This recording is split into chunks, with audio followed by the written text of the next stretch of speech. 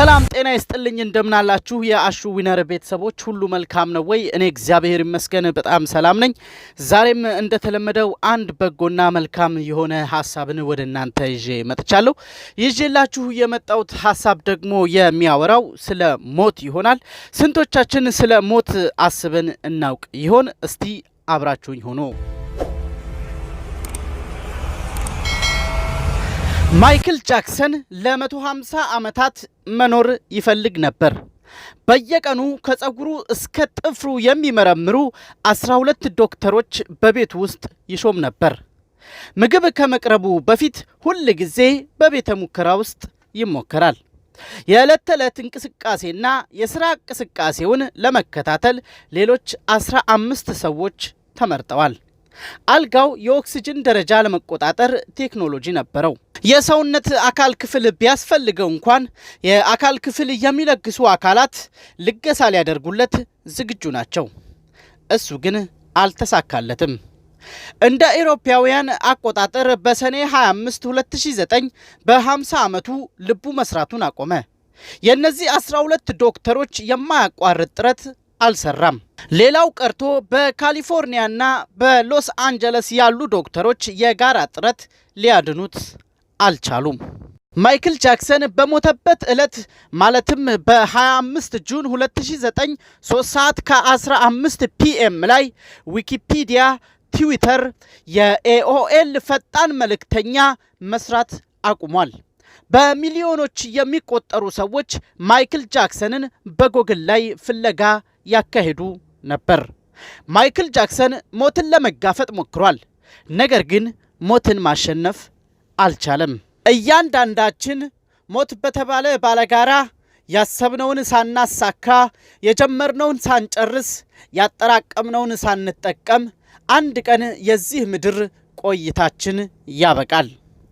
የዚህ ምድር ቆይታችን አንዳንድ ጊዜ ገባን ስንል የምንወጣው፣ ያዝነው ስንል የምንለቀው፣ ከፍታ ላይ ነን ስንል በዝቅታ የምንኖረው አሰልችና ትርጉም የለሽ ህይወት ይሆንብናል። ይህንን አሰልቺ ህይወት ለመገላገል ሞትን እንደ አማራጭ የሚታያቸው ሰዎች ቃታቸውን ያቀባብላሉ፣ መርዝ በጥብጠው ይጨልጣሉ፣ ገመድ ሸምቅቀው ይንጠለጠላሉ።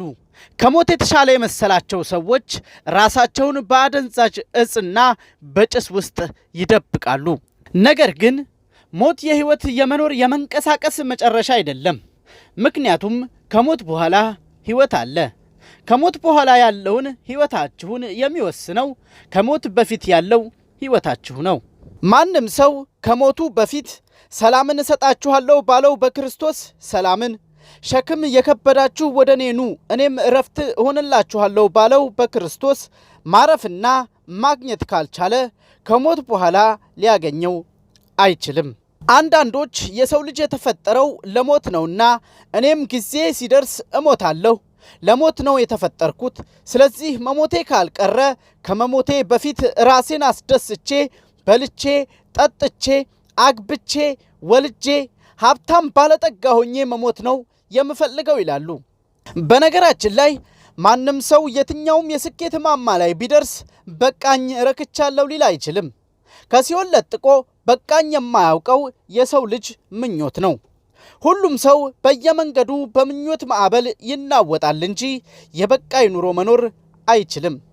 ማንም ሰው በኢየሱስ ክርስቶስ ብቻ ነው ያለኝ ይበቃኛል ብሎ በእግዚአብሔር ረክቶ ሰላሙን ከማይቋረጠው ምንጭ ከሆነው ከመንፈስ ቅዱስ አግኝቶ በእረፍት መኖር የሚችለው።